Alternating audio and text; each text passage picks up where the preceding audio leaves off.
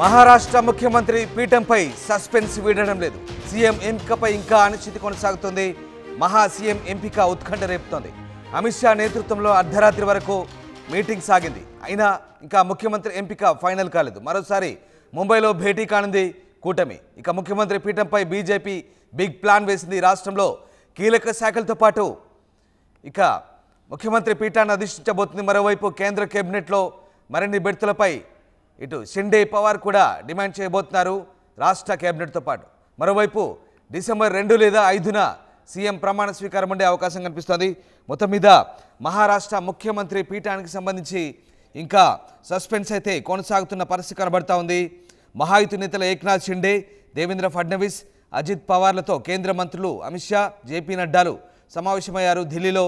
ఈ సమావేశం దాదాపు రాత్రి 12:30 వరకు కొనసాగినట్టుగా తెలుస్తోంది.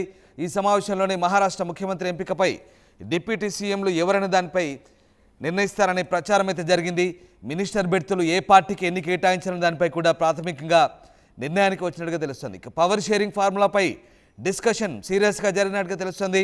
ఈ నేపథ్యంలోనే గురువారం రాత్రి 10:30కు అమిత్ షా నివాసంలో ఈ సమావేశం ప్రారంభమైంది. దాదాపు 2 గంటల పాటు సాగిన ఈ సమావేశంలో ఎలాంటి నిర్ణయం తీసుకున్నారన్న దానిపై ఇంకా ఎలాంటి వివరాలు వెల్లడి కాలేదు. అయితే ఆపద్ధర్మ ముఖ్యమంత్రి ఏక్నాథ్ షిండే బుధవారం సాయంత్రం ఢిల్లీ చేరుకొని నేరుగా కేంద్ర హోంమంత్రి అమిత్ షా నివాసానికి వెళ్లారు.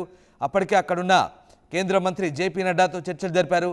రాత్రి 10:30 ప్రాంతంలో బీజేపీ నేత ఫడ్నవీస్ అలాగే ఎన్సీపీ నాయకుడు శరద్ పవార్ కూడా ఈ భేటీలో పాల్గొన్నారు. ఇక మహారాష్ట్ర ముఖ్యమంత్రి అంశానికి సంబంధించి ఇప్పటికే ఒక క్లారిటీ అయితే వచ్చింది. మొత్తం మీద బీజేపీ ఎక్కువ స్థానాలు సాధించిన బీజేపీయే ప్రస్తుతం ముఖ్యమంత్రి పీఠాన్ని అధిష్ఠించే అవకాశాలైతే ఇప్పటికే సమాచారం అందుతోంది. ఈ నేపథ్యంలో ఏక్నాథ్ షిండే మహారాష్ట్ర ముఖ్యమంత్రి అభ్యర్థిగా ప్రచారం సాగుతోంది. ఇక ఏక్నాథ్ షిండేనే ముఖ్యమంత్రి పీఠంతో పాటు హోంమంత్రిత్వ శాఖ కూడా ఆయన నిర్వహించే అవకాశాలు కనిపిస్తున్నాయి. ఇటు షిండే శివసేన అలాగే పవార్ ఎన్సీపీ, అజిత్ పవార్ ఎన్సీపీ కూడా కీలక బెర్తులు కేటాయించే అవకాశం కనిపిస్తుంది. ఇక 43 మంది కేబినెట్ సభ్యులతో బీజేపీకి అత్యధిక వాటా అంటే ముఖ్యమంత్రి పదవితో పాటు దాదాపు 22 మంత్రి పదవులు దక్కే అవకాశం కనిపిస్తోంది. శివసేనకు 12, ఎన్సీపీకి 9 కేబినెట్ పదవులు వస్తాయని కూడా భావిస్తున్నారు. మరోవైపు అటు మహారాష్ట్ర కేబినెట్తో పాటు కేంద్ర మంత్రివర్గంలో కూడా స్థానాలను ఇటు శివసేన అలాగే ఎన్సీపీ ఆశిస్తున్నట్టుగా తెలుస్తోంది. ముఖ్యంగా ఎన్సీపీ నేత ప్రఫుల్ పటేల్ అయితే నరేంద్ర మోదీ ప్రభుత్వంలో భాగం కావాలని కోరుకుంటున్నట్టుగా తెలుస్తోంది. మరోవైపు శివసేన కూడా ఓ కేబినెట్ మంత్రిత్వ శాఖపై తన వాదన వినిపించే అవకాశాలు కనిపిస్తున్నాయి.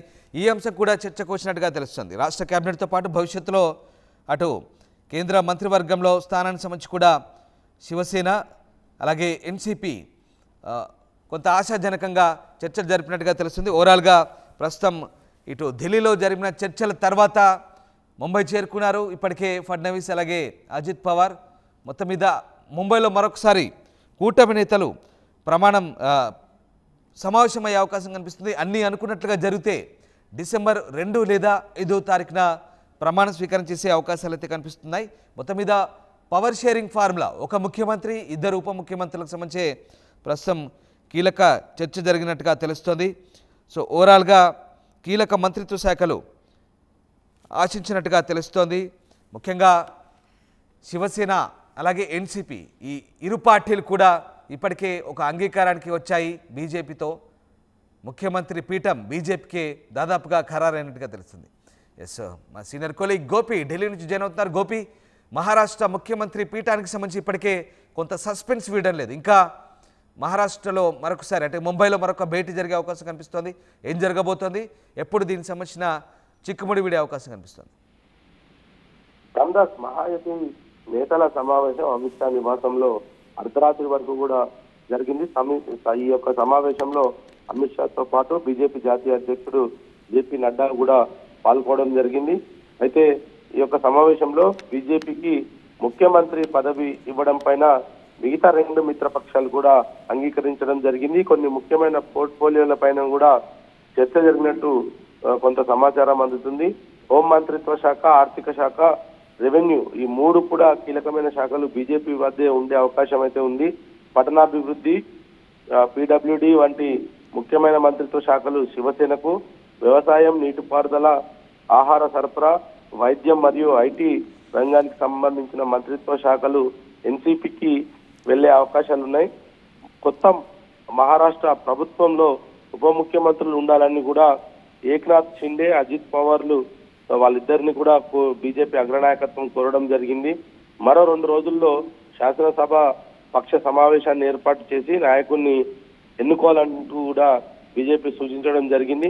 ప్రమాణ స్వీకారోత్సవానికి కూడా ఘనంగా ఏర్పాట్లు చేయాలని కూడా ఈ సందర్భంగా చర్చించారు. దాదాపు 2 గంటల పాటు జరిగిన ఈ సమావేశంలో ఏక్నాథ్ షిండే, అమిత్ షా, జేపీ నడ్డాల మధ్య 25 నిమిషాల పాటు ప్రధానంగా ఈ యొక్క తొలి భేటీ జరిగింది. ఆ తర్వాత అజిత్ పవార్, దేవేంద్ర ఫడ్నవీస్ వీళ్ళు చేరుకోవడం జరిగింది. అదేవిధంగా సునీల్ తత్కరే, అమిత్ షా వీళ్ళు కూడా ఈ సమావేశానికి హాజరైనట్టు తెలుస్తుంది. అయితే షిండేతో జరిగిన సమావేశంలో కూడా మరాఠా ఓటర్ల విశ్వాసాన్ని కొనసాగించడం కోసం ఆయన బీజేపీ నేతల వద్ద కొన్ని విషయాలను చర్చించినట్టుగైతే తెలుస్తుంది. ఏదేమైనా ఇంకా మహారాష్ట్రానికి సంబంధించిన ముఖ్యమంత్రి అభ్యర్థిత్వం పైన ఇంకా సస్పెన్స్ అదే విధంగా కొనసాగుతుంది.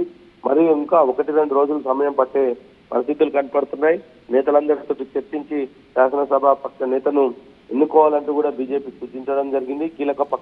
కీలకమైన పోర్ట్ఫోలియోలన్నింటినీ కూడా ప్రస్తుతం బీజేపీ తన వద్దే ఉంచుకొని మిగతా పోర్ట్ఫోలియోలు ఆఫర్ చేయడం జరిగింది. దీనికి బదులుగా కేంద్ర ప్రభుత్వంలో ఏదైతే మంత్రుల విస్తరణ జరిగిన సమయంలో ఇటు ఏక్నాథ్ షిండే వర్గానికి సంబంధించి కావచ్చు, అజిత్ పవార్ కు ఎన్సీపీకి సంబంధించిన ఇది 2 మిత్రపక్షాల నుంచి కూడా కేంద్ర ప్రభుత్వంలో మంత్రిత్వ శాఖలకు అంగీకరించినట్టుగా కూడా తెలుస్తుంది. మరి ఈ నేపథ్యంలో ముఖ్యమంత్రి అభ్యర్థి పైన కొంత సస్పెన్స్ విధినప్పటికీ అభ్యర్థిని బహిరంగంగా ప్రకటించకపోవడం, అదే విధంగా ఎవరు ఉప ముఖ్యమంత్రులు ఉంటారు, ఏ శాఖలు ఏ మిత్రపక్షాలకు బీజేపీ ఆఫర్ చేసిందన్న దానిపైన కూడా ఇంకా అదే విధమైన సస్పెన్స్ కొనసాగుతుంది.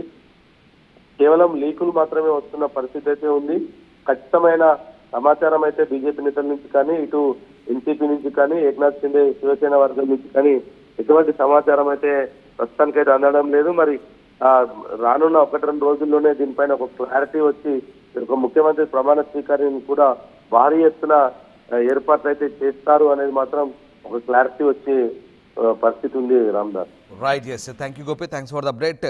సో మొత్తం మీద మహారాష్ట్ర ముఖ్యమంత్రి పీఠానికి సంబంధించి ఇంకా సస్పెన్స్ అయితే కొనసాగుతుంది. అధికారికంగా ప్రకటించబోయినప్పటికీ దేవేంద్ర ఫడ్నవీస్ బీజేపీ నుంచి ముఖ్యమంత్రి అభ్యర్థిగా దాదాపు ఖరారైనట్టుగా అయితే వార్తలు వచ్చాయి. కానీ దీనికి సంబంధించి ఎలాంటి అధికారిక ప్రకటన అయితే లేదు. మొత్తం మీద ముఖ్యమంత్రిగా బీజేపీ నుంచే ఎవరో ఒకరిని ఎంపిక చేశారనే ప్రచారం అయితే సాగుతోంది. అండ్ ఓవరాల్గా అటు ఎన్సీపీ, మరోవైపు శివసేన ఈ 2 కూడా కేబినెట్ బెర్తులకు సంబంధించి కీలక శాఖలకు పట్టుబట్టినట్టుగా తెలుస్తుంది. అయితే హోంమంత్రిత్వ శాఖ బీజేపీ ఆధ్వర్యంలో ఉండబోతోంది. మరోవైపు ఎన్సీపీకి కీలకమైన ఆర్థిక శాఖ ఇవ్వబోతున్నారు. మరోవైపు ఇటు శివసేనకు పట్టణాభివృద్ధి అలాగే ప్రజా పనుల శాఖను కీలక శాఖను అప్పగించబోతున్నట్టు తెలుస్తుంది. మరోవైపు కేబినెట్లో పదవుల పంపకం, శాఖలు, చట్టబద్ధమైన బోర్డులు, కార్పొరేషన్ల పంపిణీ, దాంతోపాటు కేంద్ర ప్రభుత్వంలో శివసేన, ఎన్సీపీలకు అదనపు ప్రాతినిధ్యంపై కూడా ఈ సమావేశంలో చర్చించినట్టుగా తెలుస్తుంది. దాదాపు రాత్రి 2 గంటల పాటు 12:30 వరకు కూడా కేంద్ర హోంమంత్రి అమిత్ షా నివాసంలో భేటీ సాగింది. మరోసారి ముంబైలో కూటమి నేతలు భేటీ కాబోతున్నారు. తర్వాత అధికారికంగా ముఖ్యమంత్రి ఎవరనేది ప్రకటించబోతున్నారు. ఇక డిసెంబర్ 2 లేదా 5వ తేదీన ముఖ్యమంత్రి ప్రమాణ స్వీకారం ముంబై వాంఖడే స్టేడియంలో ఘనంగా నిర్వహించే అవకాశం కనిపిస్తోంది. ఆర్టీవీ యాప్ వార్తల్ని క్షణాల్లో చదివే అవకాశం ఉంటుంది. ఒక న్యూస్ పేపర్, ఒక టెలివిజన్ ఛానల్ మీ చేతుల్లో ఎప్పుడూ ఉంటాయి.